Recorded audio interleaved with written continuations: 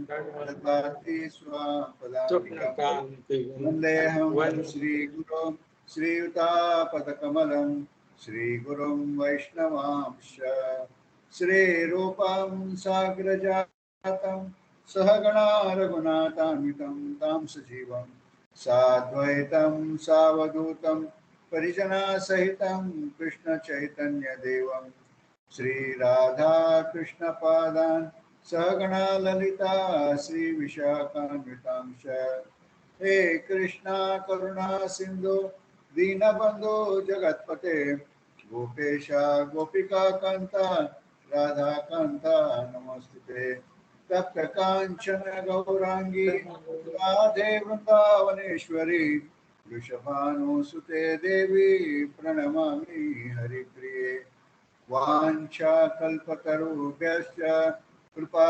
सिन्धुभ्येव च पतितानां पावनेभ्यो वैष्णवेभ्यो नमो नमः।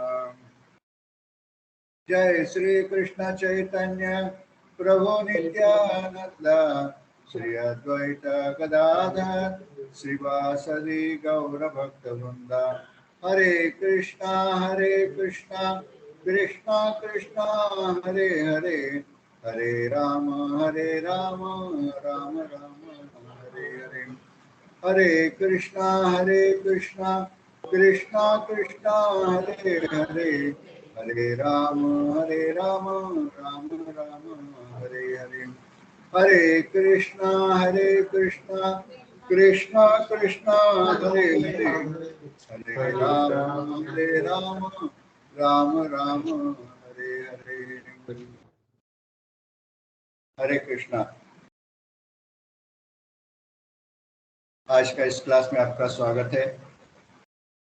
आज हम भगवद गीता 6th चैप्टर का विश्लेषण कर रहे हैं संक्षिप्त रूप में, जिसका शीर्षक है ध्यान योग। 5वां अध्याय का एंड में यानी टेक्स्ट नंबर 27 और 28 में कृष्णा अर्जुन को अष्टांग योग के बारे में बताते हैं, उल्लेख करते हैं, और इस अध्याय में उस अष्टांग योग के बारे में डिटेल्ड चर्चा करते हैं। तो किस तरह से हम डिटैच्ड वर्क के माध्यम से, डिटैच्ड वर्क यानी क्या है, अनासक्त होकर 1975 में वृंदावन में श्रील प्रभुपाद 2 लोगों को संन्यास दीक्षा दिया। उसमें से एक थे श्रीधर स्वामी और दूसरे लोकनाथ स्वामी महाराज। और उस दीक्षा के बाद श्रील प्रभुपाद 6वां अध्याय का पहला श्लोक के बारे में चर्चा किया। पहला श्लोक संन्यास के बारे में है। संन्यास यानी क्या है, रिनंसिएशन यानी क्या है, अनाश्रित कर्मफल कार्य कर्म करोति वा। जो व्यक्ति फल का अपेक्षा न करते हुए कार्य करता है और उसका रिजल्ट जो भी आता है उसको भी रिनाउंस कर देता है, उसको एंजॉय नहीं करता है, वो व्यक्ति सही तरह से रिनंसिएट है, वो सन्यासी है। बल्कि ये नहीं है कि जो व्यक्ति काम करना ही छोड़ देता है, कंप्लीटली रिनंस करता है एक्टिविटीज, और कोई अग्नि जलाने का काम नहीं करता है, उसको सन्यासी नहीं कहा जाता है। तो सन्यास का इंपॉर्टेंट फीचर क्या है, अनाश्रित कर्म फल। कर्म करना है लेकिन फल के प्रति आश्रित नहीं होना चाहिए। हाँ, तो ट्रू रिनंसिएशन यानी क्या है, इसमें से 2 चीज उत्पन्न होते हैं। एक तो पॉजिटिवनेस होता है और दूसरा एंजॉयमेंट प्रोपेंसिटी होता है। सो संन्यास में पॉजिटिवनेस जो है उसको रिनाउंस कर देते हैं, खास करके भक्त जो होता है वो यही सोचता है कि उसके पास जो भी है वो उसका ओनर नहीं है, उसके पास जो भी है उसका ओनर कृष्णा है। अगर उसके पास अच्छा घर है वो सोचता है कि कृष्णा इस घर का मालिक है, मैं ही नहीं हूं। उस घर में जो भी चीज आता है उसको पहला कृष्णा को ऑफर करता है। रोज प्रसाद भी बनाता है तो पहला कृष्णा को ऑफर करता है कि Krishna is the enjoyer, Krishna is the proprietor. काफी सारे लोग नए कपड़े लेके आते हैं तो पहला भगवान को ऑफर करते हैं।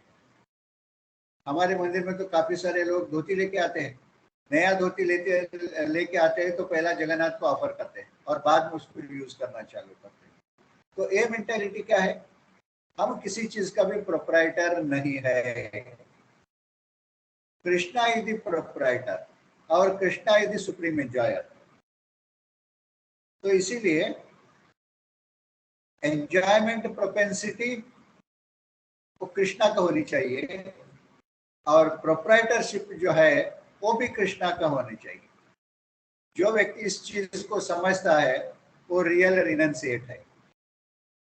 जैसे युधिष्ठिर महाराज, वो तो चक्रवर्ती थे, पूरा दुनिया में जितना सारा संपत्ति था वो उनका प्रोपराइटर थे, लेकिन वो हमेशा ये सोचते थे कि इस मेरे पास जो भी है उसका प्रोपराइटर भगवान वासुदेव कृष्ण है, मैं तो केवल केयर टेकर हूं, मैं तो केवल केयर टेकर हूं, ऐसे समझते थे। तो इसीलिए आखिरी क्षण में जब भी उनको मालूम हो गया कि कृष्ण इस धरती को छोड़कर अपने धाम चले गए तो इमीडिएटली उन्होंने सब कुछ रिनाउंस कर दिया और राज पोशाक छोड़कर ऑर्डिनरी कपड़े पहनकर किसी के साथ बात न करते हुए वन में चले गए, वानप्रस्थ स्वीकार कर दिया उन्होंने। एक संभव कैसे हो पाया?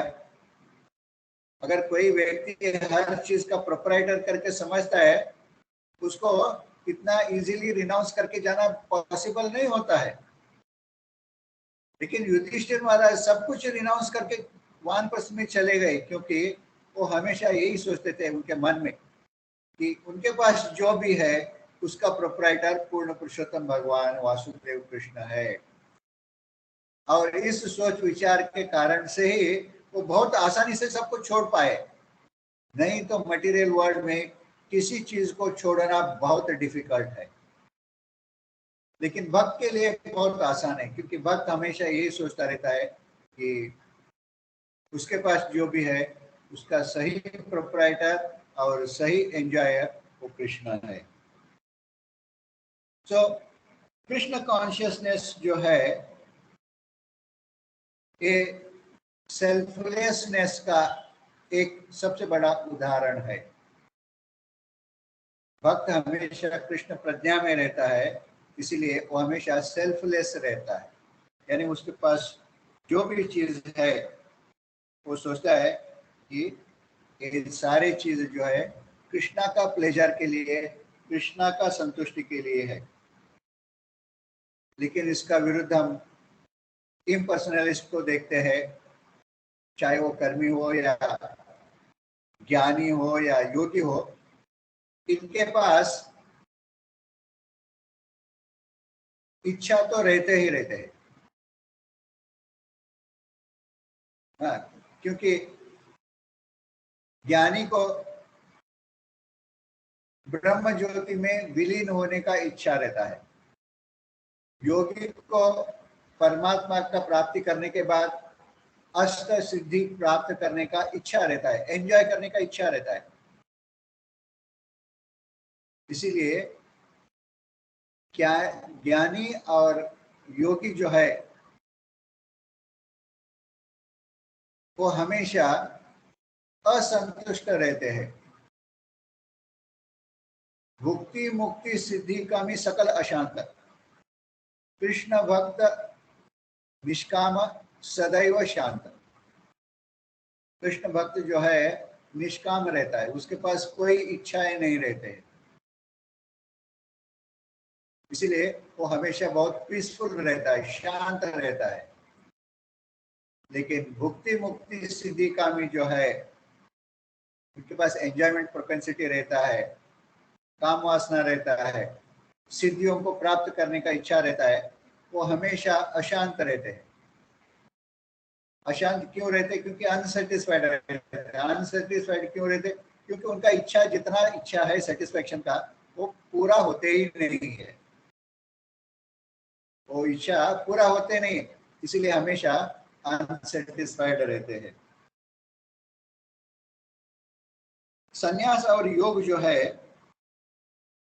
ये दोनों, इनका गोल एक ही है। क्या है?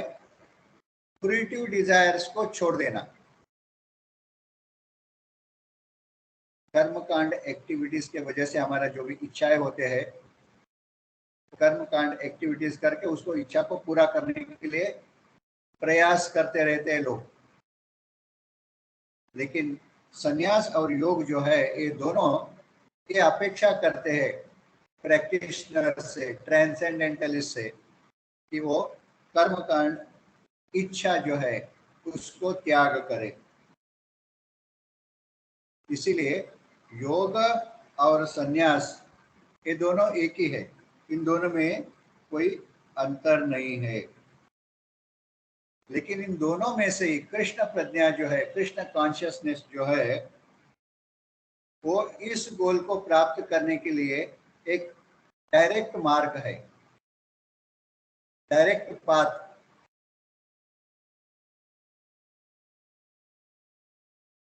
इस श्लोक में, 1 से 4 श्लोक में, दो महत्वपूर्ण चीजों के बारे में चर्चा किया गया है। एक है योग रुरुक्ष और दूसरा योगारूढ़। ये योग के 2 स्टेजेस है। तीसरा और चौथा श्लोक में इसका उल्लेख आता है। योग रुरुक्ष यानी क्या है? योग रुरुक्ष यानी वो बिगिनिंग स्टेज है। जो भी योगा प्रैक्टिस करता है उसको यम और नियम का पालन करना बहुत जरूरी पड़ता है, बहुत जरूरी है। ऐसे अष्टांग योग में 8 स्टेजेस है। यम, नियम, आसन, प्राणायाम, प्रत्याहार, ध्यान, धारणा और समाधि। और इन सब स्टेजेस में यम और नियम यानी कई चीजों जो फेवरेबल है उसको स्वीकार करना, कई चीज अनफेवरेबल होते उसको रिजेक्ट करना, ये बहुत जरूरी होता है। नियमों का पालन करना बहुत जरूरी होता है शुरुआत में। जैसे रूप गोस्वामी नेक्टर ऑफ इंस्ट्रक्शन में बताते हैं, अगर भक्ति में प्रगति करना है तो वाचो वेग मनसा क्रोध वेगा जिह्वा वेग उदरोपस्थ वेगा एतन वेगान विषयेत धीरा। ये 6 चीज जो है हर एक को छोड़ना चाहिए। जो भी गुरु बनना चाहता है, जो भी गुरु बनना चाहता है, ये 6 चीज को जरूर छोड़ना चाहिए, नहीं तो उसका प्यूरिफिकेशन नहीं होता है, वो प्रगति नहीं कर पाता है।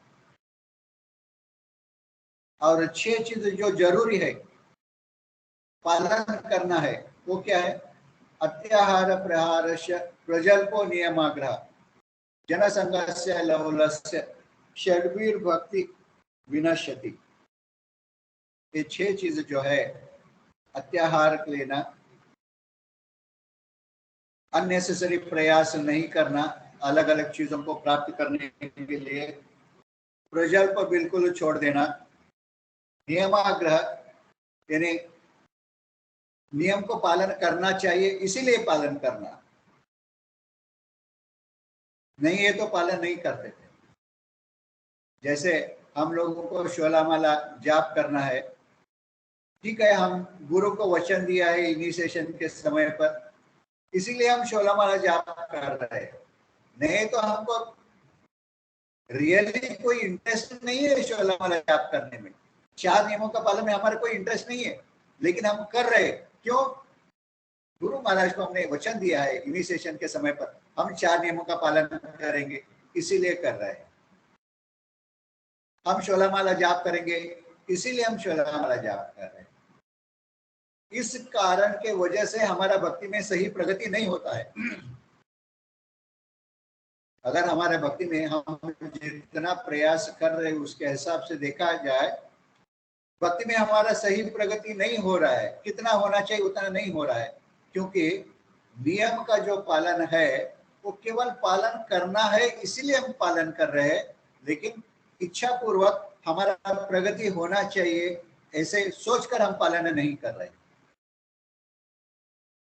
हमारा भक्ति में बाधा आने के लिए सबसे बड़ा कारण यही है, प्रगति नहीं होना, क्योंकि really we are not interested.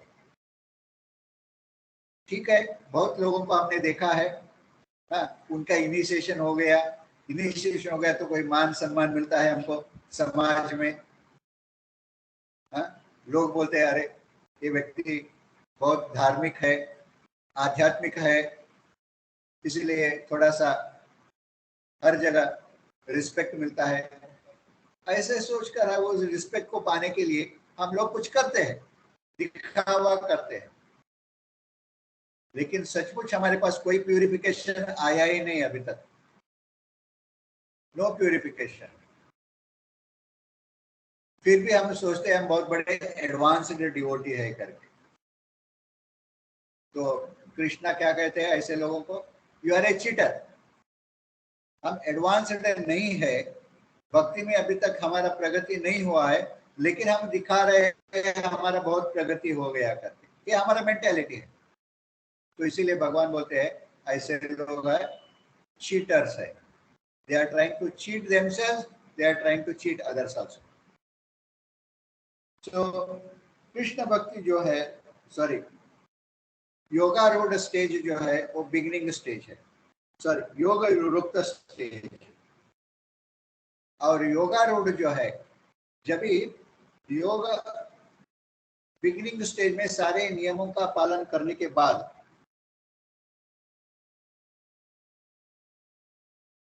हमारे जो फ्री टू डिजायर्स है, काम वासनाएं है, वो थोड़ा सा प्यूरिफाइड हो जाते हैं नियमों का पालन करने के बाद बिगिनिंग स्टेज में। इसको बोलते हैं साधना भक्ति। साधना भक्ति में हमको हर नियमों का पालन करना पड़ता है, लेकिन भक्ति में प्रगति होने के बाद साधना भक्ति से क्या प्राप्त होता है? हमारे प्यूरिफिकेशन होता है। प्यूरिफिकेशन से हमारे मटेरियल डिजायर्स कम होते हैं, काम वासना कम होता है। This is the indication that we have purified through the practice of sadhana bhakti. और साधना भक्ति में परफेक्शन प्राप्त हुआ तो रागानुग भक्ति चालू होता है। एक स्टेज प्यूरिफिकेशन हो गया तो रागानुग भक्ति चालू होता है। रागानुग भक्ति में कोई रूल्स एंड रेगुलेशंस का फॉलो करना जरूरी नहीं है, क्योंकि ऑलरेडी हमारा परफेक्शन हो चुका है। तो रागानुग भक्ति का स्टेज में आ जाते हैं तो ऑटोमेटिकली सेसेशन ऑफ एक्टिविटीज चालू होता है। पहले जो हम रेगुलरिटी से जो एक्टिविटीज करते थे साधना भक्ति में, वो बंद हो जाता है, क्योंकि हम उस स्टेज को क्रॉस कर चुके हैं। तो इसको बोलते हैं योगारूढ़ स्टेज। तो इस स्टेज में आदमी जो रेगुलर एक्टिविटीज पहले साधना भक्ति में करता था उसको छोड़कर मेडिटेशन का स्टेज पर पहुंच जाता है। मेडिटेशन का स्टेज पर पहुंच जाता है। ये डिस्कशन 1 से 4 श्लोक नंबर तक है और 5 से 9 नंबर श्लोक तक योगारूढ़ के बारे में चर्चा है। अगर हमको मटेरियल डिजायर्स प्यूरिफाइड होकर हम मेडिटेशन के स्टेज पर पहुंच जाते हैं तो सबसे इंपॉर्टेंट मेडिटेशन में क्या है? Concentration of mind, mind control, बहुत इंपॉर्टेंट चीज है।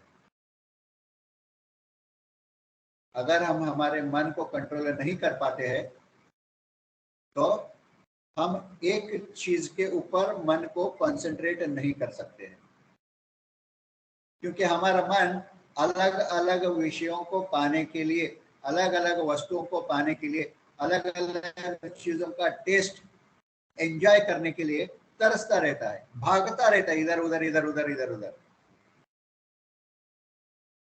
इसीलिए हम जब भी जाप करने के लिए बैठ जाते हैं, हमारा मन उस हरे कृष्ण महामंत्र का साउंड वाइब्रेशन के ऊपर नहीं रहता है, दुनिया भर घूमता रहता है। क्या आपने कभी इसका प्रैक्टिस किया कि जैसे हम हरे कृष्ण महामंत्र बोलते हैं तो हमारा मन कंटिन्यूअसली उस पूरा हरे कृष्ण महामंत्र सुन रहा है? ये प्रैक्टिस करना बहुत जरूरी है। ये प्रैक्टिस करना बहुत जरूरी। हमारा मन जो है पूरा हरे कृष्ण महामंत्र के ऊपर रहना चाहिए। अगर मन भाग के चला जाता है, हमारा मन उस पूरा हरे कृष्ण महामंत्र के ऊपर नहीं रहता है, पूरा हरे कृष्ण महामंत्र सिलेबस जो है वर्ड टू वर्ड वो हम सुनते नहीं है, इसका मतलब है हमारा जाप अपराध के साथ हो रहा है। और इस अपराध के साथ हो रहा है, इसीलिए हमारा जाप से हमको जो रिजल्ट मिलना चाहिए वो रिजल्ट नहीं मिल रहा है। हम केवल मैकेनिकली करते जा रहे करते जा रहे करते जा रहे। ऐसे जिंदगी भर में करेंगे ना तो जाप का कोई रिजल्ट हमको नहीं मिलने वाला है। इसीलिए हमारा हर क्षण ये प्रयास होना चाहिए कि हमारा मन जो है उस हरे कृष्ण महामंत्र के ऊपर ही रहना चाहिए। मन भागता है, फिर से भी उसको लेके आना, फिर भी मन भागता है। तो कई टेक्निक्स है माइंड को कंट्रोल करने का, वो टेक्निक्स यूज करो। उदाहरण के लिए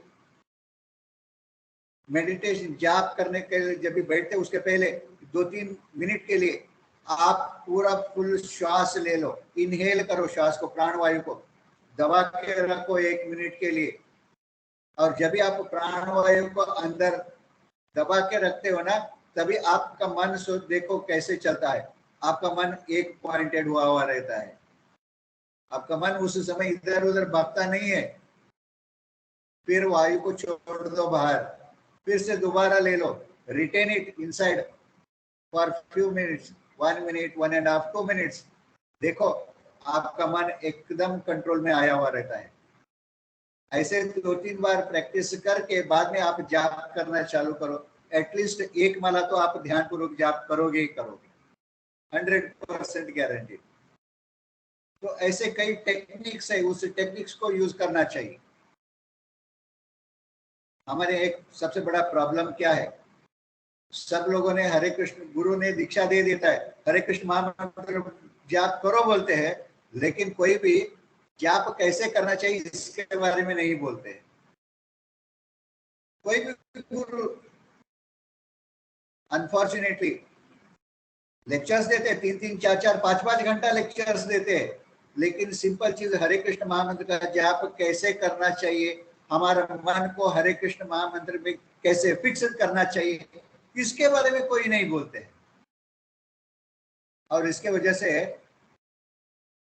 इतना साल प्रैक्टिस करने के बावजूद भी हमारा प्रगति नहीं हो रहा है। लोग 10-10, 15-15 साल प्रैक्टिस करते हैं, फिर भी उसका सही रिजल्ट नहीं निकलता है। एक्चुअली अभी प्रभु जी बोल रहे थे कि हमारा ब्राह्मण दीक्षा के लिए हम प्रयास कर रहे हैं, लेकिन ब्राह्मण दीक्षा के लिए परीक्षा पास होना कोई जरूरी नहीं है। ब्राह्मण दीक्षा के लिए जरूरत क्या है? अनाड़ी आदमी भी ब्राह्मण दीक्षा ले सकता है, उसके पास एक ही क्वालिफिकेशन होना चाहिए, firm faith in Krishna as supreme personality of God है। और अपना मन को इंद्र तृप्ति से कैसे बचाए। अगर इसके पास ये दो चीज रहेंगे, आराम से उसको ब्राह्मण दीक्षा के लिए क्वालिफाइड हो जाता है। ये परीक्षा पास करने से, सर्टिफिकेट हाथ में मिलने से क्या हमारा प्रगति होता है? नहीं होता है। एक बार चैतन्य महाप्रभु साउथ इंडिया यात्रा में गए थे, तो उधर आदिकेशव मंदिर में गए।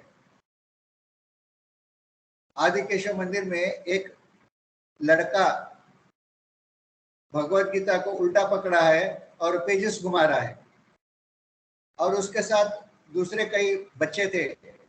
वो बच्चे जो है इस लड़के को देखकर हंस रहे हैं, देखो कैसे उल्टा पकड़ा है और पेज घुमा रहा है और रो रहा है करके। चैतन्य महाप्रभु दोनों को भी देखा।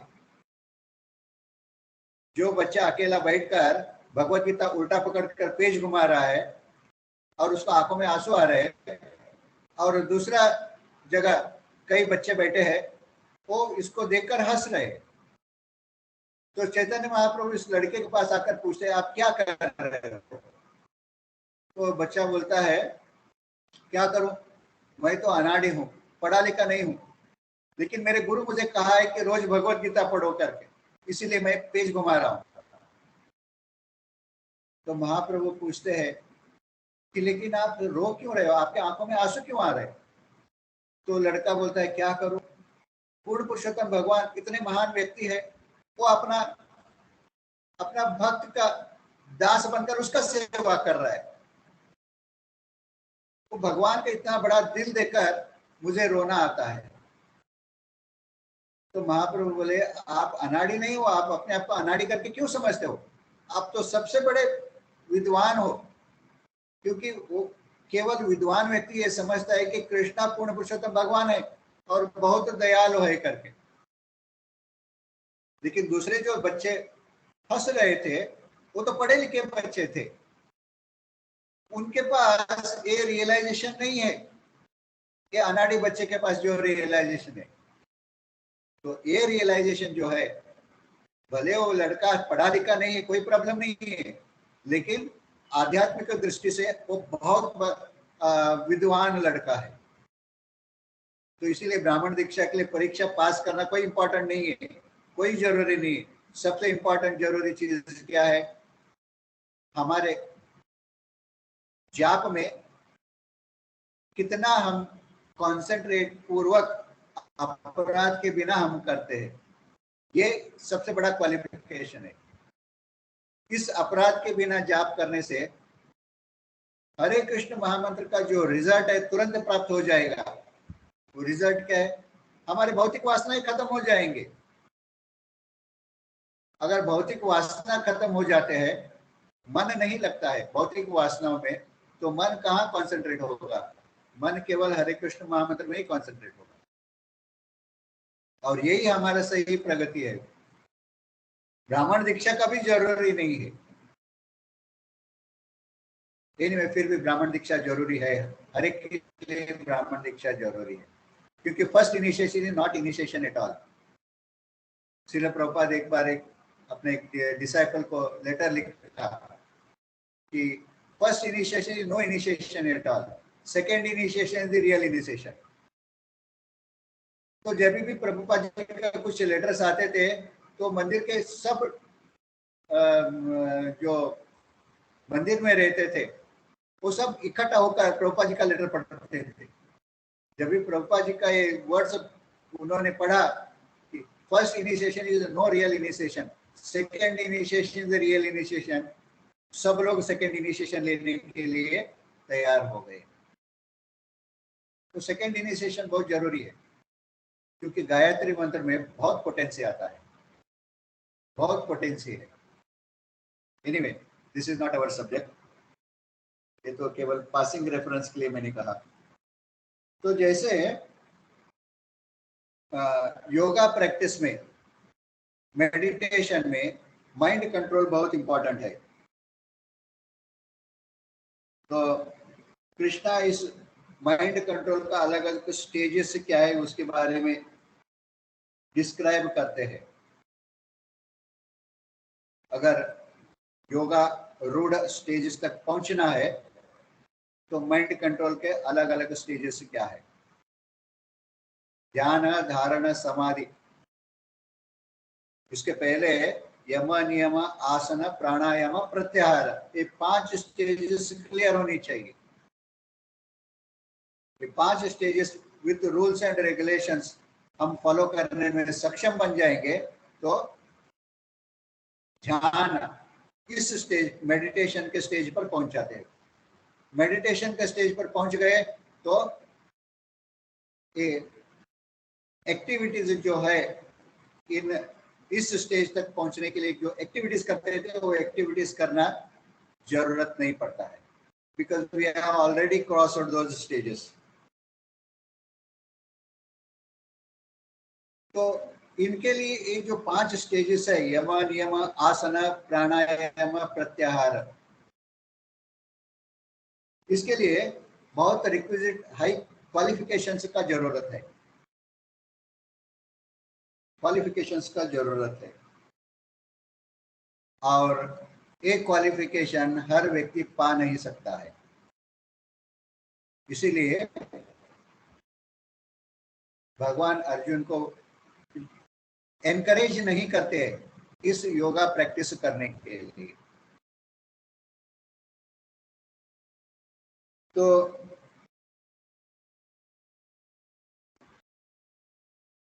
इस योगा प्रैक्टिस से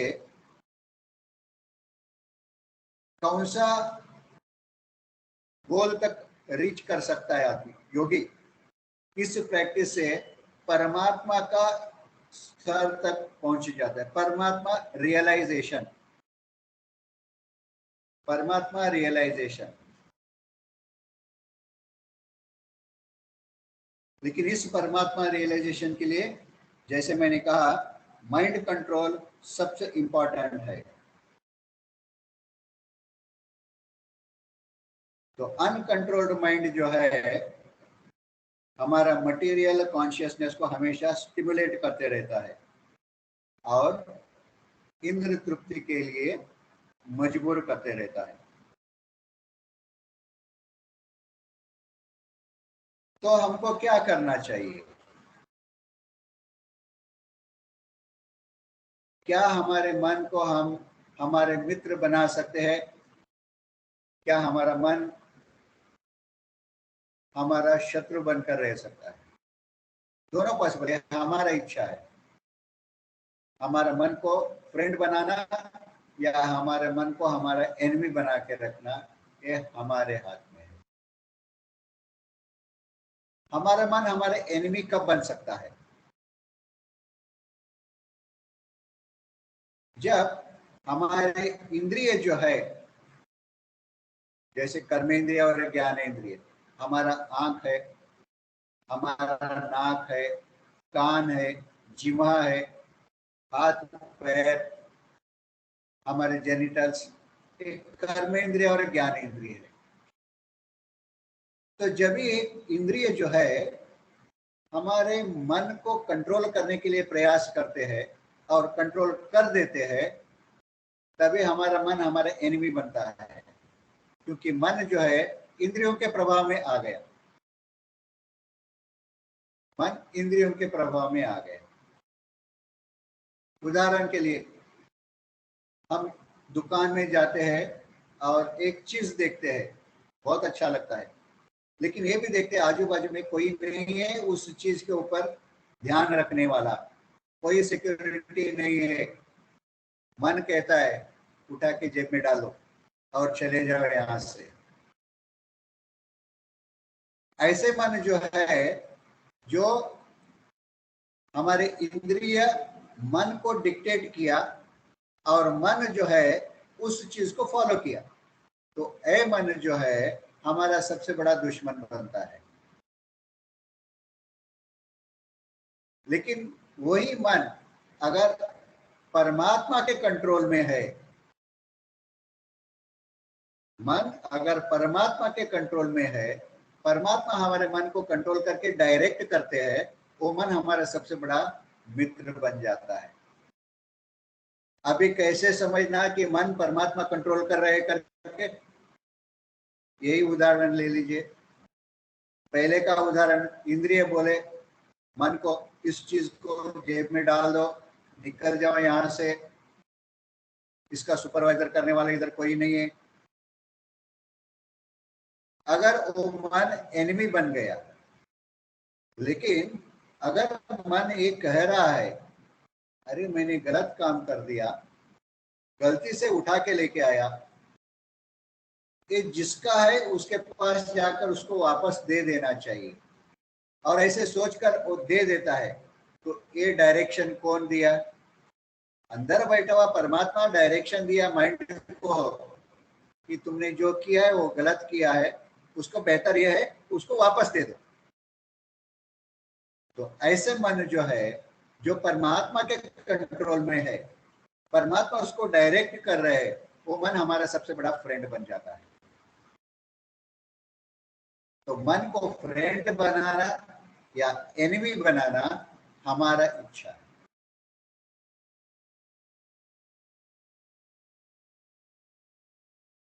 तो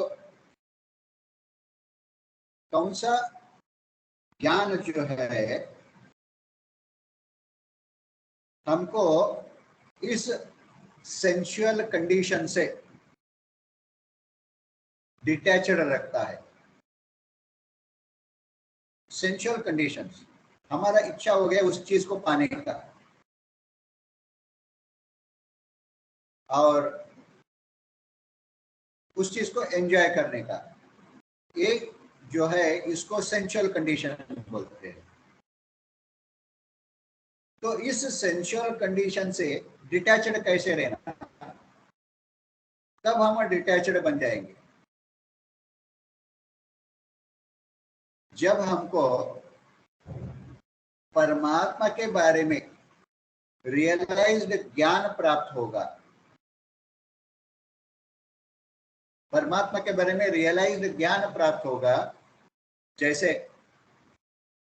परमात्मा हमको, हमारे माइंड को डायरेक्ट किया, अरे तुमने जो भी किया है गलत किया है, इसका एक पाप है, इस पाप से बचने के लिए क्या करो, इस चीज को जाके उसको वापस दे के आओ और बोलो आई एम सॉरी, गलती से मैंने लेके गया बोलो। तो ये जब भी माइंड में इच्छा आ जाता है और हम इच्छा को पूरा भी कर देते हैं, तो हम सोचने लगते हैं कि मैंने तो पहले इस चीज को जेब में डाला था, लेकिन एक गलत है, इसको वापस दे दो, ऐसे कौन बोला मुझे? ये मन में मेरे विचार क्यों आया? जब हम सोचने लगते हैं तभी इसका उत्तर ये मिलता है, अंदर बैठा हुआ परमात्मा जो है उसने ये विचार डाल दिया। तभी आदमी समझने लगता है परमात्मा भी हमारे अंदर बैठा है, वो देख रहा है, वो सही मार्गदर्शन करता है अगर हमारा इच्छा रहेगा तो ये रियलाइज्ड नॉलेज जो है, परमात्मा हमारे अंदर बैठा है, अगर हम चाहे तो हमको मार्गदर्शन कर सकता है करके, ये realised knowledge about super soul हमको सेंसुअल कंडीशन से डिटैच्ड रखने में सहायता करता है। तो ये रियलाइज्ड नॉलेज जो है, जब भी शुरुआत होता है इस नॉलेज का, तभी व्यक्ति जो है हर चीजों के प्रति समभाव रखता है।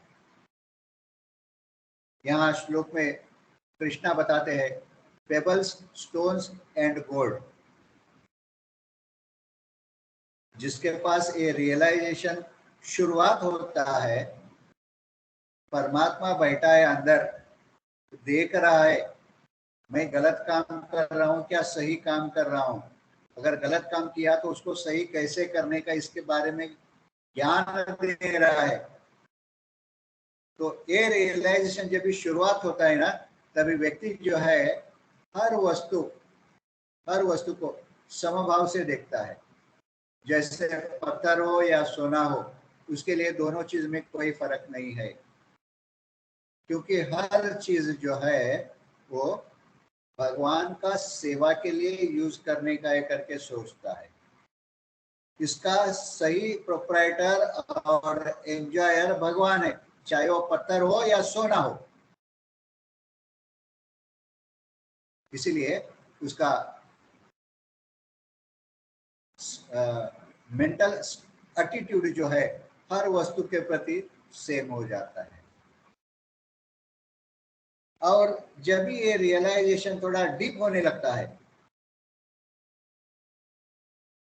जब भी ये रियलाइजेशन डीप होने लगता है, तभी हर तरह का द्वंद्व से वो मुक्त हो जाता है। यानी उसके लिए कोई मित्र नहीं होता है, कोई शत्रु नहीं होता है, कोई चीज अच्छा नहीं होता है, कोई चीज बुरा नहीं होता है। वो ये सोचता है कि ये फ्रेंड और एनिमी, गुड एंड बैड, ये चीज जो है मेरे मन में भरे हुए है।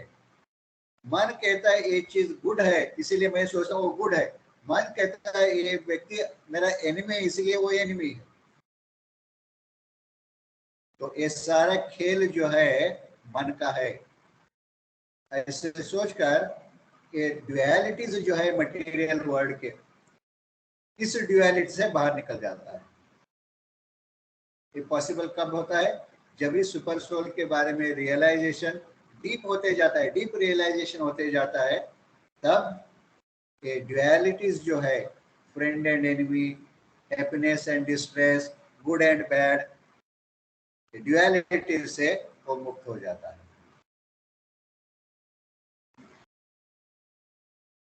इसके बाद श्लोक नंबर 10 से 32 श्लोक, इन श्लोक में भगवान अलग अलग स्टेजेस, योगा प्रैक्टिस में अलग अलग स्टेजेस क्या है उसके बारे में बताते हैं। तो ये सुपर सोल को पहुंचने का गोल क्या है, इस गोल को पहुंचने, इस गोल तक पहुंचने के लिए कौन सा स्टेज में क्या क्या प्रैक्टिस करना पड़ता है।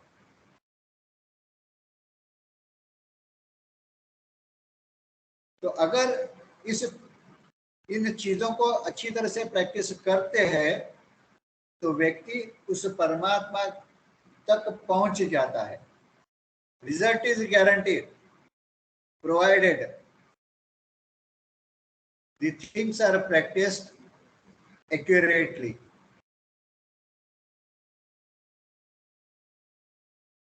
So सबसे इंपॉर्टेंट चीज स्पिरिचुअल रियलाइजेशन जो है वो प्राइमरी गोल होना चाहिए। और इसके लिए जो चीज फेवरेबल है उसको स्वीकार करना है, जो चीज अनफेवरेबल है उसको रिजेक्ट करना है। जैसे रूप गोस्वामी बताया आपने नेक्टर ऑफ इंस्ट्रक्शन में, whatever is favorable for bhakti accept it, whatever is unfavorable for bhakti reject it. So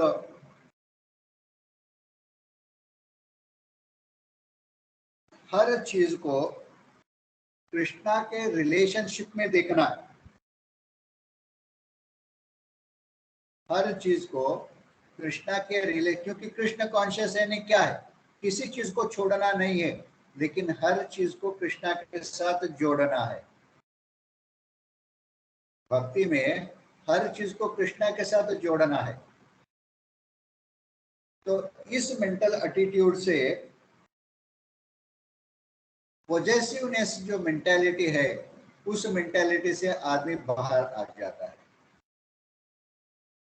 मैं प्रोप्राइटर हूं या मेरा एंजॉयमेंट के लिए, ये हमारा जो मेंटालिटी है, इस मेंटालिटी से हम बाहर निकल जाते हैं। हम सोचने लगते हैं कि Krishna is the possessor, Krishna is the supreme enjoyer.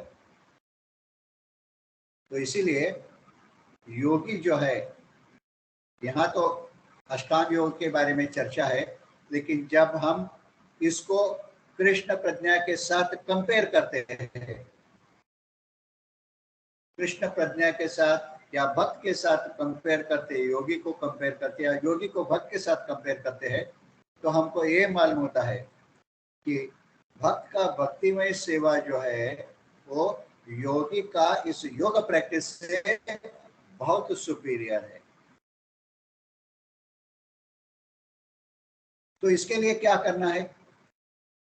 भगवान बताते हैं, go to the forest, select a nice place, और वहां आसन डालो, खास करके सॉफ्ट कपड़ा, उसके ऊपर डियर स्किन या टाइगर स्किन, लाइन स्किन, उसके ऊपर बैठो। ये टाइगर और लाइन स्किन क्यों यूज किया जाता है? क्योंकि उसके स्किन से रेप्टाइल्स और स्नेक्स जो है वो नजदीक नहीं आते हैं। नॉर्मली जंगल में तो बहुत सांप के बहुत घूमते रहते हैं, लेकिन जब भी वो स्नेक टाइगर का स्किन देखते हैं या लाइन का स्किन देखते हैं तो ये नजदीक नहीं आते डर के। तो इसीलिए योगी लोग जो है जब जो वन में जाते हैं वो नॉर्मली टाइगर स्किन या लाइन का स्किन सिलेक्ट करके वो यूज करते हैं उसके ऊपर बैठने के लिए। और सबसे इंपॉर्टेंट चीज क्या है इस योग में? सेलिबसी, ब्रह्मचर्य पालन करना, सबसे इंपॉर्टेंट चीज। लेकिन आजकल जो योग आश्रम जो है, जो लोग पब्लिसिटी करते हैं, तो बोलते हैं कि आप कुछ भी करो, कुछ भी खाओ, कुछ भी पियो, एंजॉय करो, सेक्स एंजॉय करो, लेकिन मेडिटेशन करो। ऐसे कैसे पॉसिबल है? मेडिटेशन के लिए माइंड कंट्रोल करना बहुत जरूरी है। माइंड कंट्रोल के लिए ब्रह्मचर्य पालन करना जरूरी है। लेकिन आजकल के योगा सोसाइटीज जो है, yoga for better sex life, ये एडवर्टाइजमेंट करके लोगों को अट्रैक्ट करते हैं। तो प्रभुपाद जी बहुत स्ट्रांगली इस चीज को क्रिटिसाइज करते हैं, क्योंकि वो जो रेगुलेटिव प्रिंसिपल्स जो है बिल्कुल यूज नहीं करते हैं।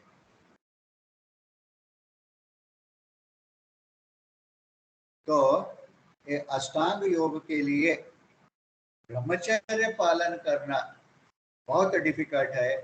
इसीलिए हम भक्तिमय सेवा में नाम संकीर्तन इसको इंट्रोड्यूस करते हैं, क्योंकि नाम संकीर्तन के माध्यम से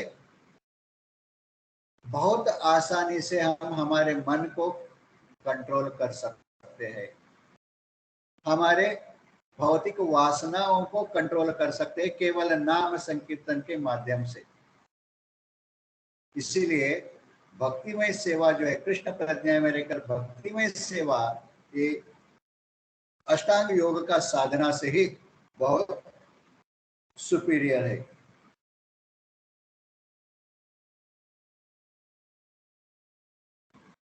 तो इसीलिए अष्टांग योग में सबसे इंपॉर्टेंट कंडीशन क्या है? जिसको भी योगी बनना है उसको ब्रह्मचर्य पालन करना बहुत जरूरी है, ब्रह्मचर्य पालन करना। लेकिन भक्ति, भक्ति स्कूल ऑफ थॉट ये कहता है कि भक्ति इतना पावरफुल है कि इसको प्रैक्टिस करने से ऑटोमेटिकली मटेरियल डिजायर्स कम हो जाते हैं। आदमी रेगुलेटिव प्रिंसिपल्स को फॉलो करना चालू करता है, क्योंकि हायर टेस्ट के वजह से, और जो गोल को प्राप्त करना है उसको आसानी से कर सकता है विदाउट एनी हिंड्रेंस। इसलिए भक्ति में सेवा में कृष्ण कॉन्शियस में even grihastha are also accepted very easily. तो हम कृष्ण कॉन्शियस में देखते हैं सब तरीके के लोग हैं, गृहस्थ भी है, ब्रह्मचर्य भी है, वानप्रस्थ भी है, हिप्पी लोग भी है, अफ्रीकन निग्रोज भी है, जो पहले रेगुलेटिव प्रिंसिपल्स यानी क्या है मालूम नहीं था, मांस मच्छी खाने वाले भी है, शराब पीने वाले भी, लेकिन यहाँ भक्ति में आने के बाद वो ऑटोमेटिकली सब चीज को छोड़ देते हैं। ये इंडिकेट करता है कि भक्ति में, भक्ति योग जो है वो ज्ञान योग और अष्टांग योग से ही बहुत पावरफुल है, सुपीरियर है, इसलिए इसमें हर एक को एडमिशन मिल जाता है। लेकिन अष्टांग योग में और ज्ञान योग में इतने आसानी से किसी को एडमिशन नहीं मिलता है। सो रियल गोल क्या है? Go back home, back to Godhead. Bodily exercise से कोई भी व्यक्ति back home, back to Godhead जा नहीं सकता है। या meditation on shunya, void. Void यानी क्या है? मन को ब्लैंक कर देने का, मन को ब्लैंक करने का मेडिटेशन में। ये इतना आसान नहीं है। हाँ, एक दो लोगों को पॉसिबल हो सकता है, जो भी बहुत एक्स्ट्राऑर्डिनरी लोग होंगे, लेकिन आम लोगों के लिए मन को विचारहीन करना, शून्य करना पॉसिबल नहीं है। इसीलिए भक्ति योग में क्या कहा जाता है? मन को शून्य मत किया करो, बहुत डिफिकल्ट है, लेकिन उसी मन को आप भगवान के सुंदर का सुंदर फॉर्म जो है, उस फॉर्म के ऊपर मेडिटेट करा।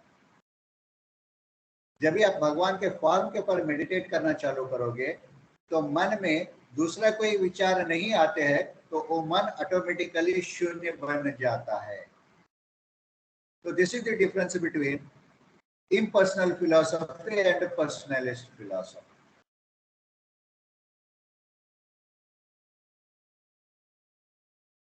तो रेगुलेटिव प्रिंसिपल्स यूज करना, शरीर को रेगुलेट करना इन प्रिंसिपल्स के माध्यम से स्पिरिचुअल लाइफ में बहुत इंपॉर्टेंट है। तो हम भक्ति में, सेवा में भी, भक्ति योग में भी हमारे शरीर को रेगुलेट करते हैं, और अष्टांग योग में भी इसका जरूरत है। तो इससे क्या होता है? शरीर को रेगुलेट करने से माइंड पीसफुल बन जाता है और स्पिरिचुअल लाइफ के लिए बहुत कंडीसिव बन जाता है। अगर माइंड पीसफुल रहता है तो स्पिरिचुअल लाइफ को आसानी से वो एक्सेप्ट कर सकता है। अगर माइंड बहुत डिस्टर्ब्ड है तो कहाँ से स्पिरिचुअल लाइफ को प्रैक्टिस करेगा? इसीलिए माइंड पीसफुल रहना बहुत इंपॉर्टेंट है, खास करके ब्रह्मचारी लोगों के लिए। हाँ, क्या इसका माइंड पीसफुल है या एजिटेटेड देखा जाता है। जैसे चैतन्य महाप्रभु साउथ इंडिया में भ्रमण करने के लिए जा रहे थे, तो उनके साथ एक व्यक्ति को भेज दिया,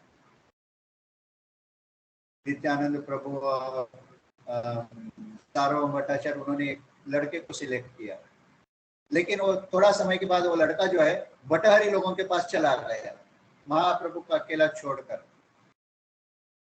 बटहरी जो है वो यंग लोगों को, स्त्रियों का वासना दिखाकर अट्रैक्ट कर देते हैं।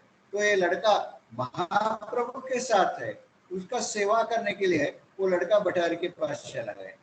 तो महाप्रभु को जबरदस्ती से उनके बीच में जाकर उस लड़के को शिखा पकड़कर खींच के लेके आना पड़ा। और जब भी वापस आ गए जगन्नाथपुरी में, बोला कि ये लड़का यूजलेस है, इसको वापस ले लो करके। इन्होंने बटहरी के पास चला गया करके। लेकिन जब नॉर्थ इंडिया में चले गए तभी ये लोगों ने एक दूसरा व्यक्ति को सिलेक्ट किया महाप्रभु के साथ जाने के लिए। उनका वस्त्र पकड़ने का है, उनका दंड पकड़ने का है, क्योंकि महाप्रभु हमेशा अपनी उंगलियों से जाप करते रहते थे, काउंट करते रहते थे। उनको प्रसाद बनाने का है। तो उन्होंने नित्यानंद प्रभु और सार्वभौम भट्टाचार्य और दूसरे लोगों ने कहा, ये व्यक्ति जो है बहुत पीसफुल है माइंड में, ये कभी डिस्टर्ब नहीं होगा, आप बिना कोई शक इसको साथ में ले जाइए करके। तो भक्ति में पीसफुल माइंड होना बहुत बहुत जरूरी है। अगर हमारा माइंड डिस्टर्ब्ड रहेगा, ए डिस्टर्ब्ड माइंड सेंसुअल कंडीशंस को इम्पेटस देगा। इसीलिए खास करके इस चीज से बचने के लिए प्रसाद का सेवन करना ही जरूरी है।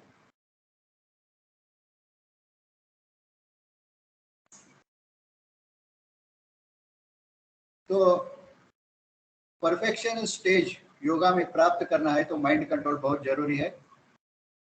और परफेक्शन स्टेज क्या है? समाधि। समाधि में उसको ट्रांसेंडेंटल हैप्पीनेस आता है। तो माइंड कंट्रोल कैसे करना? जैसे अम्बरीश महाराज अपना माइंड को कंट्रोल करते थे, शरीर सारे इंद्रियों को भगवान का सेवा में लगाना। अम्बरीश महाराज अपने आंखों से भगवान का अर्चक विग्रह देखते थे, भगवान के मंदिर देखते थे, अपने कानों से भगवान का लीलाओं का वर्णन सुनते थे, अपने जीवा से भगवान का लीलाओं का वर्णन करते थे। अपना शरीर जो है touch of sense of touch, वो दूसरे भक्त जो है उनका शरीर से टच करने के लिए यूज करते थे।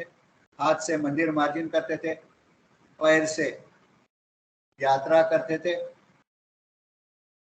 तो इस तरह शरीर और शरीर का हर इंद्रिय भगवान का सेवा में लगाने से ये सब चीज स्पिरिचुअलाइज्ड बन जाते हैं, कृष्णाइज्ड बन जाते हैं।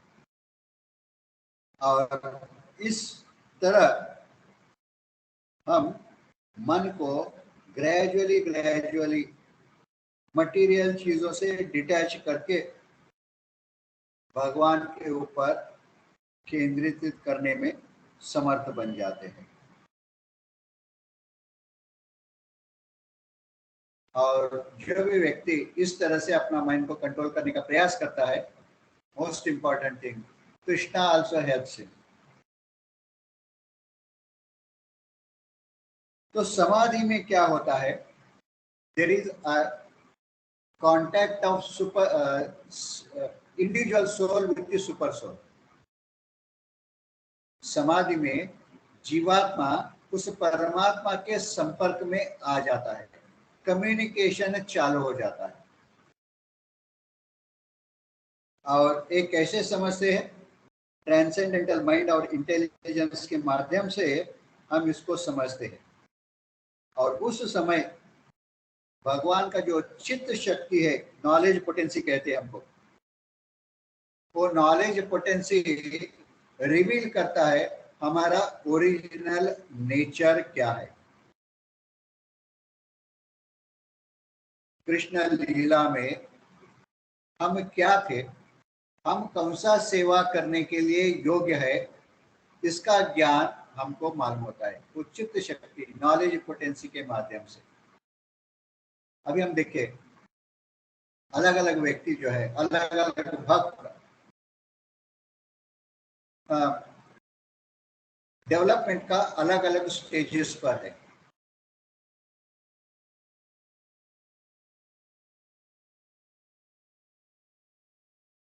भक्ति का अलग, उसका एक ही चीज में इंटरेस्ट नहीं है, हर व्यक्ति का इंटरेस्ट अलग अलग चीजों में है, वो भक्ति में प्रगति कर रहा है। उदाहरण के लिए मेरे जैसे व्यक्ति जो है वो बात करने में उसको इंटरेस्ट ज्यादा है, दूसरा व्यक्ति जो है दूसरा किसी का सेवा करने में उसका इंटरेस्ट ज्यादा है, तीसरा व्यक्ति जो है वो गाय का सेवा करने में उसको बहुत इंटरेस्ट है, चौथा व्यक्ति जो है बहुत लोगों को इकट्ठा करके उनको तीर्थ यात्रा में लेके जाने का, उसको ऑर्गेनाइज करने का, उनका सब अरेंजमेंट करने का, उसमें ज्यादा इंटरेस्ट है। तो अलग अलग व्यक्ति अलग अलग सेवा क्यों ले रहा है?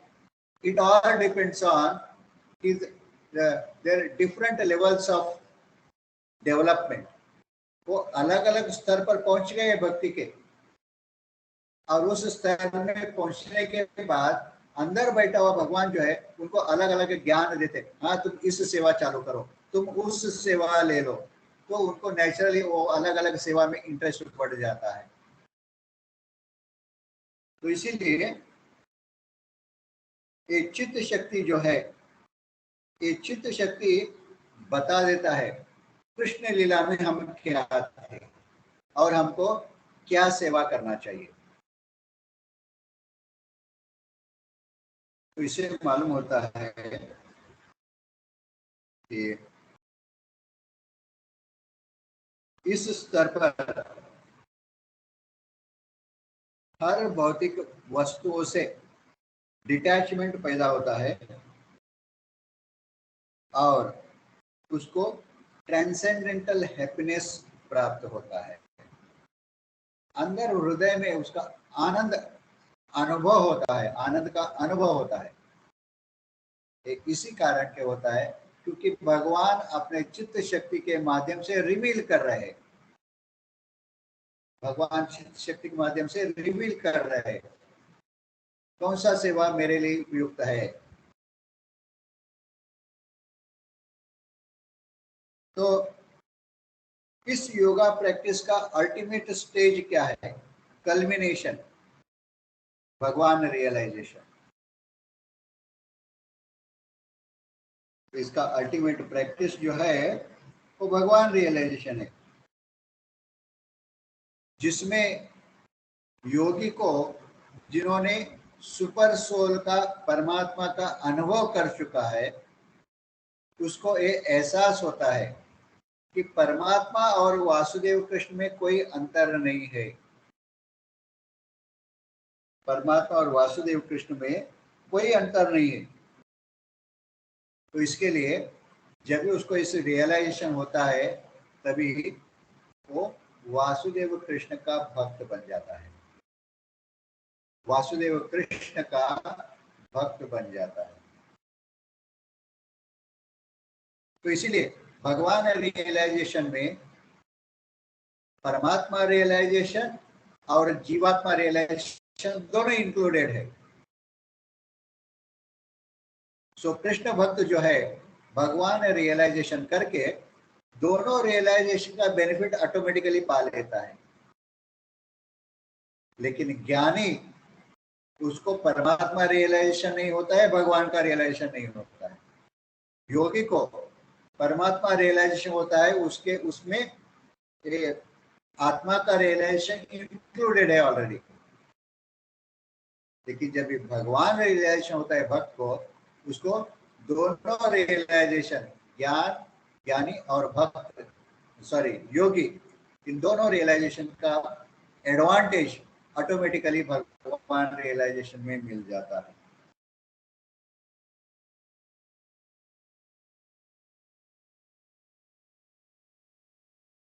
सो टेक्स्ट नंबर 33 to 36,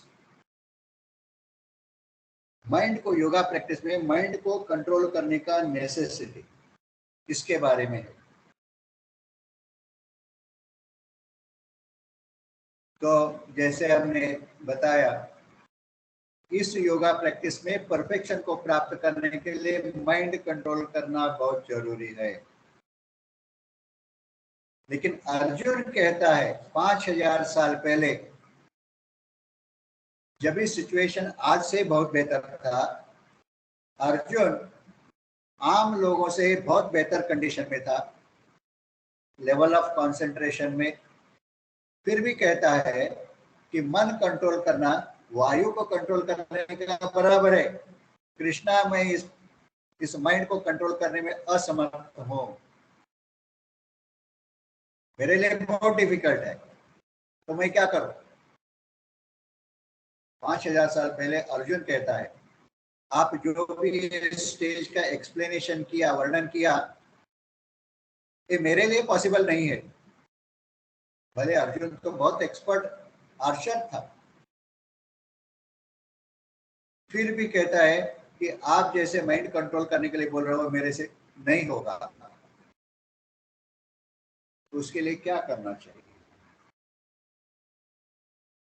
भगवान बताते हैं, अर्जुन सही कह रहे हो तुम, मन को कंट्रोल करना इतना आसान नहीं है, फिर भी डिफिकल्ट भी नहीं है। मन को कंट्रोल कर सकते कैसे? अभ्यासेन तो कौन्तेय वैराग्येण च गृह्यति। अभ्यास और वैराग्य के माध्यम से। वैराग्य यानी किसके किसके वैराग्य? किसके प्रति वैराग्य? भौतिक इच्छाओं के प्रति, भौतिक वस्तुओं के प्रति, भौतिक इच्छाओं के प्रति वैराग्य। ठीक है, वैराग्य तो हो गया, लेकिन अभ्यास ही ना तो कौन्तेय बोल रहे, किस तरह का अभ्यास के बारे में भगवान बोल रहे हैं? क्या आपने कभी इसके बारे में सोचा है?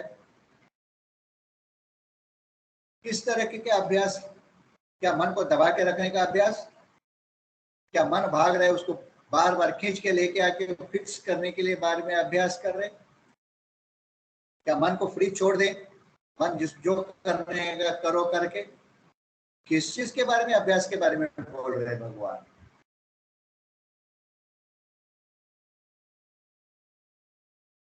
इसका एक वर्ष है भगवत गीता में। किस चीज के बारे में अभ्यास, भगवान किस चीज के बारे में अभ्यास करने के लिए बोल रहे हैं? वो है 11वां अध्याय 11.55। मत कर्म कृत मत परमो मद भक्ता संग वर्जिता निर्वैर्य सर्वभूतेषु। इसके बारे में अभ्यास करना है। जो भी व्यक्ति आपको 6वां अध्याय के बारे में एक्सप्लेन किया है उसको आपको पूछ लीजिए, भगवान माइंड कंट्रोल में बोल रहे हैं अभ्यास है ना तो कौनते है, तो किस चीज के बारे में भगवान अभ्यास करने के लिए बोल रहे हैं? आप प्लीज उसे क्लेरिफाई कर लीजिए। पता नहीं है मुझे, उसको पता है क्या नहीं, लेकिन अभ्यास करना है तो मत कर्म कृत मत परमो मद भक्ता संग वर्जिता निर्वैर्य सर्वभूतेषु, इन चीज के बारे में अभ्यास करना है। इस श्लोक का पर्पट प्रभुपाद बताते हैं, this verse is the essence of Bhagavad Gita. ये वर्स जो है पूरा भगवत गीता का एसेंस है। तो हम इस चीज के बारे में अभ्यास करने से मन ऑटोमेटिकली कंट्रोल कर सकते हैं। तो इसीलिए अष्टांग योग का प्रैक्टिस जो है आज के इस जमाने में पॉसिबल नहीं है, और अर्जुन भी इसको रिजेक्ट कर दिया है। तो इसीलिए कलयुग में सुटेबल प्रैक्टिस क्या है? नाम संकीर्तन। नाम संकीर्तन कृष्ण चैतन्य रस विग्रह। नाम संकीर्तन कृष्ण का नाम जो है चैतन्य रस विग्रह है, रस से भरा हुआ है, चैतन्य रस। इसलिए जब तक हम इस रस को नहीं पिएंगे रोज, तो मन कंट्रोल करना बहुत डिफिकल्ट है। तो इस chanting of the holy name से detachment comes very easily. Detachment from material things और अटैचमेंट टू कृष्णा ऑटोमेटिकली आ जाता है। जब भौतिक विषयों से डिटैचमेंट हो जाता है तो मन ऑटोमेटिकली कृष्णा के प्रति अटैच हो जाता है। तो 37 to 45 श्लोक, इन श्लोकों में अर्जुन का सबसे बड़ा डाउट भगवान क्लियर करते हैं। अर्जुन बोलता है कि आपने जो भगवान आपने जो भी कहा इस योग के बारे में, मेरे लिए तो पॉसिबल नहीं है। अगर मैं इसको करूं तो मुझे तो सक्सेस नहीं मिलेगा, और सक्सेस नहीं मिला तो मैं मटेरियल में भी फेल हो जाऊंगा, स्पिरिचुअल में भी फेल हो जाऊंगा। मेरा गति क्या है? मेरा गति क्या है? नहीं इधर मैं इधर हूं, नहीं उधर हूं। तो भगवान बताते हैं कि जो भी व्यक्ति योग साधना में, जो भी व्यक्ति योग साधना में आगे बढ़ने के लिए प्रयास करता है उसको किसी तरह का नुकसान नहीं होता है। उसको किसी तरह का नुकसान नहीं है। तो दूसरा अध्याय में एक श्लोक है, 40 श्लोक नंबर, नेहा विक्रम नाशोस्ति प्रत्यवायो न विद्यते स्वल्पम अपि अस्य धर्म से त्रायते महतो भयात्। भगवान बताते हैं कि इस साधना में, प्रैक्टिस में जो भी व्यक्ति अपने आप को एंगेज्ड करता है तो उसको किसी तरह का नुकसान नहीं होता है। स्वल्पम अपि अस्य धर्मस्य त्रायते महतो भयात्, थोड़ा सा भी प्रयास करेगा बहुत बड़ा डेंजर से वो बच जाएगा। तो सबसे इम्पोर्टेंट, अगर हमारे मन में किसी तरह का डाउट हो कि मैंने तो सुबह 3 बजे उठता हूँ, 4 बजे उठता हूँ, जॉब करता हूँ, क्लास अटेंड करता हूँ, अगर मुझे सक्सेस नहीं मिला तो मैं क्या सारा मैंने जो किया है वो वेस्ट हो गया? ऐसे नहीं है। तो अनसक्सेसफुल योगी, उसका डेस्टिनेशन क्या है, उसका स्पिरिचुअल एडवांसमेंट क्या हो गया, कितना हो गया at the time of death, उसके ऊपर डिपेंडेंट। तो जो योगी अभी अभी शुरुआत किया है योगा प्रैक्टिस और उसका डेथ हो गया, तो डेथ होने के बाद वो हायर प्लैनेट्स में चला जाएगा, वहां लाइफ एंजॉय करेगा, उसके सारे मटेरियल डिजायर्स जो थे उसका फुलफिलमेंट होगा उधर हायर प्लैनेट्स में, और फिर से वो इस धरती पर वापस चला आएगा और ही will take birth in nice Vaishnava family और अरिस्टोक्रेटिक फैमिली, और जहां पिछले जन्म में छोड़ दिया था वहां से वो फिर से वो प्रैक्टिस चालू होगा। और अगर व्यक्ति बहुत एडवांस्ड स्टेज तक पहुंच गया था डेथ के समय पर, तो उसका हालत क्या होगा? Immediately he will take birth in a best Vaishnava family and again start his practice from where he had left earlier। Prabhupada अपना ही उदाहरण देते हैं, मैं और मेरे गुरु महाराज हम दोनों ऐसे एक ट्रांसेंडेंटल वैष्णव फैमिली में जन्म ले चुके, क्योंकि पिछले जन्म में हमने बहुत एडवांस स्टेज तक प्रैक्टिस कर चुके थे और हमको सक्सेस नहीं मिला था, इसीलिए इस जन्म में हमने बहुत अच्छा ट्रांसेंडेंटल वैष्णव फैमिली में जन्म लिया है। And by the arrangement of transcendence, we again became related to each other. I became a disciple and Siddhanta Saraswati Thakur became my Guru Maharaj by transcendental arrangement। तो इसीलिए जो भी इस साधना में अपने आप को लगा देता है उसको कभी किसी तरह का नुकसान नहीं होता है।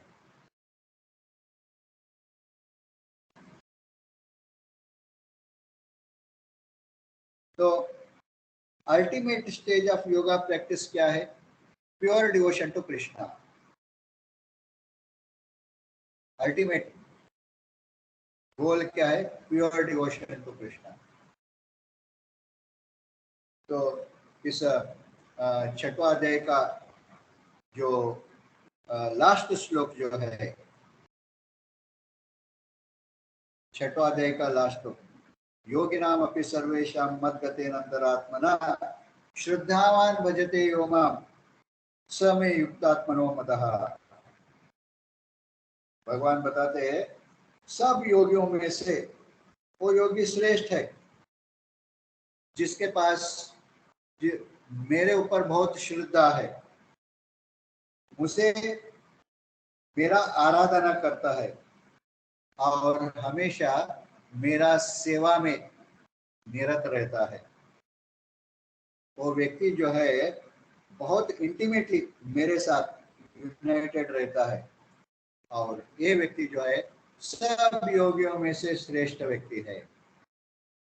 व्यक्ति ऐसे योगी जो है सब योगियों में से श्रेष्ठ है। और ये योगी कौन हो सकता है? भक्ति योगी, अष्टांग योगी नहीं है, भक्ति योगी होगी। तो इसीलिए सारे योग का परफेक्शन जो है वो भक्ति योग में होता है।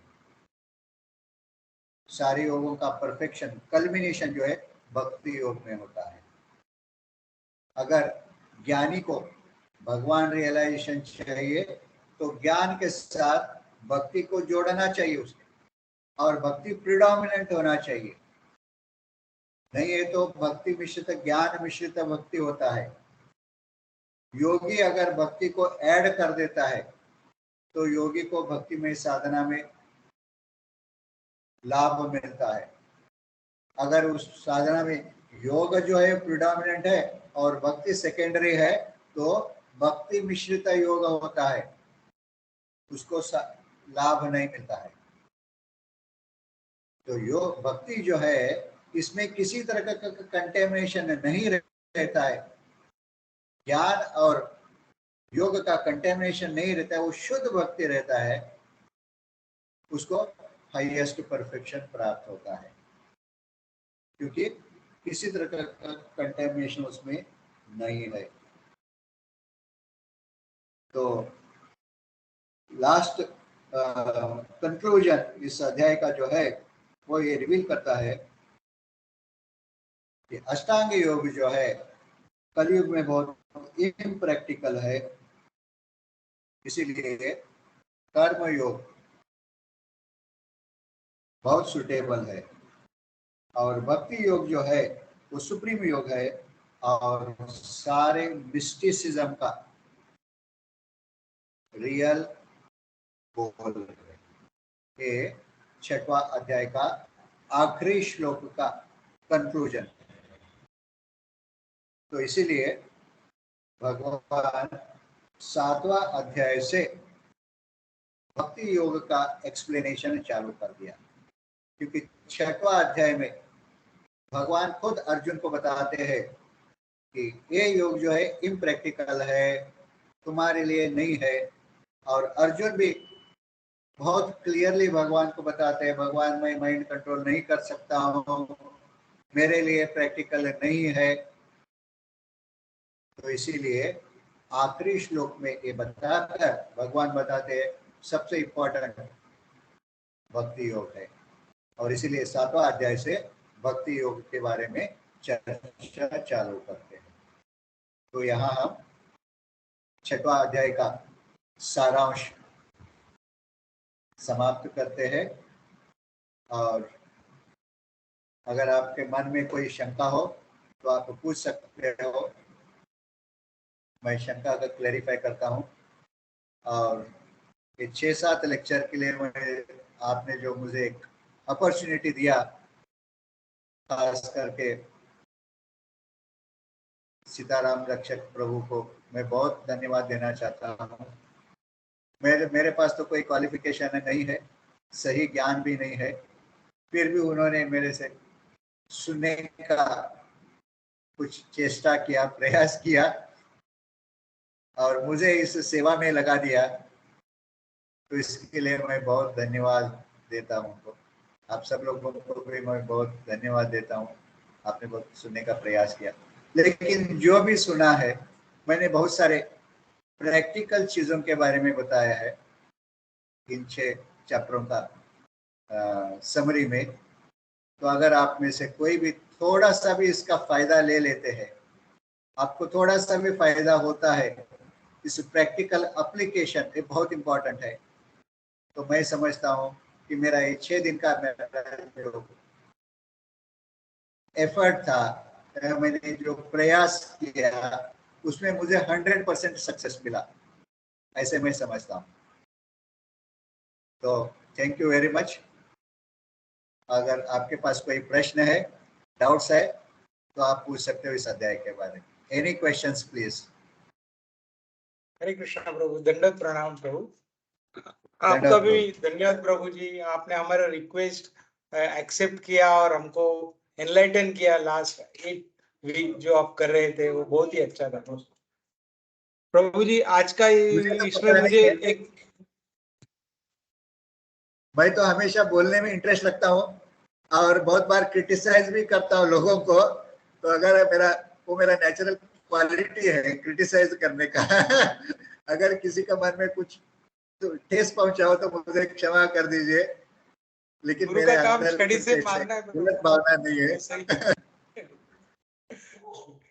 प्रभु जी आज एक्चुअली आप मुझे एक्चुअली पहले भी थोड़ा डाउट रहता था कि अर्जुन जब पूछते हैं हाँ, कि जो योग अभ्यास कर रहे हैं वो फॉल डाउन होते हैं तो उनका गति क्या होता है। तो मेरा कंफ्यूजन था कि हाँ, ये योगाभ्यास सिर्फ ध्यान योग के बारे में बात कर रहे हैं या भक्ति योग के बारे में भी। तो आपने आज वो क्लियर कर दिया कि वो भक्ति योग का भी सेम ही है। योग में भी अगर फॉल डाउन जाएंगे तो जो दो तरीके भगवान ने बताए वैसे ही उनका ये होगा मुक्ति। करेक्ट। तो ये थैंक यू प्रभु उसके लिए। और प्रभु जी इसमें दो दो टर्म्स है जो आए और एक टर्म्स मुक्ति भुक्ति। तो मुक्ति तो हम समझते हैं बट भुक्ति क्या है आपको थोड़ा बताना है। मुक्ति यानी एंजॉय, मुक्ति यानी एंजॉयमेंट, हाँ मुक्ति यानी लिबरेशन, भुक्ति यानी एंजॉय। भुक्ति कौन करता है? कर्मी रहता है। कर्मी का इच्छा क्या है? उसका अलग अलग इच्छाएं रहते हैं, इसीलिए देवी देवता का पूजा करता है वो, इसीलिए कर्मी को भुक्ति बोलता है। भुक्ति यानी एंजॉयर। हाँ सिद्धि, सिद्धि कौन प्राप्त करता है? सिद्धि योगी करता है। तो भुक्ति मुक्ति सिद्धि एक कौन है? कर्मी है, ज्ञानी है और योगी है। ये सब सकल अशांत रहते क्योंकि उनके पास काम वासना है। लेकिन कृष्ण भक्त जो है वो निष्काम है, इसलिए हमेशा शांत रहता है। ठीक है प्रभु जी। और एक था आपने बताया हाँ, साधना भक्ति मतलब जिसमें हमको नियम पालन करने। रागणो भक्ति करेक्ट। जिसमें भक्त वो लेवल पे चला जाता है कि उसे कोई नियम फॉलो करने का जरूरत नहीं रहता है। और उसमें हम वो स्टेज क्रॉस एक कर टर्म है देता है, साधना भक्ति का स्टेज क्रॉस कर देता है। साधना भक्ति में इंपॉर्टेंट क्या है? नियमों का फॉलो करना, rules and regulations. Rules and regulations follow किसके लिए करने का रहता है? प्यूरिफिकेशन के लिए करने का रहता है। जब ये आदमी प्यूरिफाई हो गया तो रूल्स एंड रेगुलेशंस फॉलो करने का आवश्यकता नहीं, क्योंकि ऑलरेडी प्यूरिफाइड हो गया हो। रूल्स एंड रेगुलेशन फॉलो करने का गोल नहीं बनता है। वो स्टेज क्रॉस करने के बाद ऑटोमेटिकली वो हायर स्टेज पे पहुंच जाता है। प्यूरिफिकेशन हो गया। हायर स्टेज क्या है? मेडिटेशन का स्टेज, क्योंकि उसका मन कंसंट्रेट करने में सक्षम बन जाता है प्यूरिफिकेशन के बाद।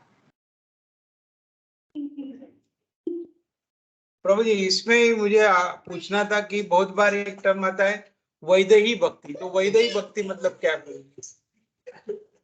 वैधि भक्ति, विधि पूर्वक करने वाला भक्ति वैधि भक्ति। वैधि भक्ति साधना भक्ति। वैधि अच्छा भक्ति साधना साधना भक्ति भक्ति। और दोनों सेम वैधि है। भक्ति दोनों सेम है। वैधि यानी विधि पूर्वक करने वाला भक्ति। विधि पूर्वक यानी फॉलोइंग रूल्स एंड रेगुलेशंस। क्या प्रभु माय डाउट इज क्लियर प्रभु थैंक यू। किसी को और पूछना ओके। है? शामिल प्रभु विनोद प्रभु। कौन सा योग अच्छा है? मतलब भक्ति योग अच्छा है ना ये कर्म? which is the easiest भक्ति? हाँ। ओके ओके प्रभु देन यहाँ पे अभी किसी का और क्वेश्चन नहीं प्रभु thank you very much. Okay, आप थैंक यू हम वेरी लोग मच। बहुत आपने बहुत अच्छा हमको समझाया। हमारी बुद्धि कम है बट जितना भी हो सके हम लोगों ने लेने की कोशिश की है प्रभु। हरि बोल। Thank you so much. वांछा कल्पतरुभ्यश्च कृपा सिन्धुभ्यो एव च पतितानां पावनेभ्यो वैष्णवेभ्यो नमो नमः। अनंत कोटि वैष्णव वृंद की जय। श्रील प्रभुपाद की जय। थैंक यू वेरी मच प्रभु जी। हरे कृष्ण। हरे कृष्ण। हरे कृष्ण।